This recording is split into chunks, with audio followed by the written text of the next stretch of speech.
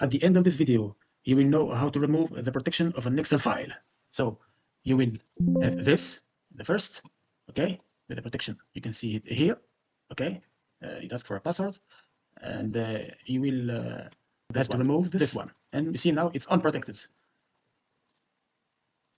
Okay, no password asked, no protection. Okay, so let's go ahead.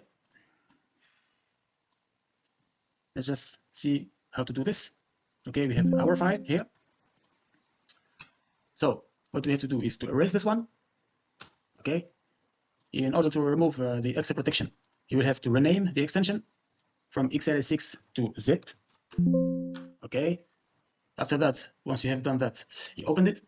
Okay, you go to Excel worksheets. You can extract or you can run it from the zip file. In this case, we're going to extract it in the same folder. We're going to open this file. We're going to fetch for the word protect. We press Ctrl F. We type protect, and here you go. It's in the end.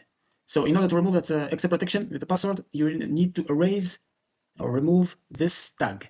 Okay, here, right here, with the new version, shield protection till sort. This one. Okay, you remove it.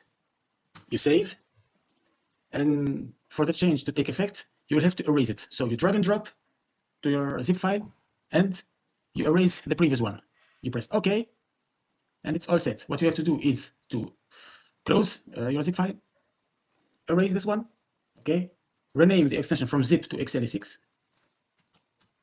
You press yes, you launch again your file, and there you go. Now you can edit, you can suppress. It's just an example. Okay, if you go to the file informations, there is no password asked, no protection.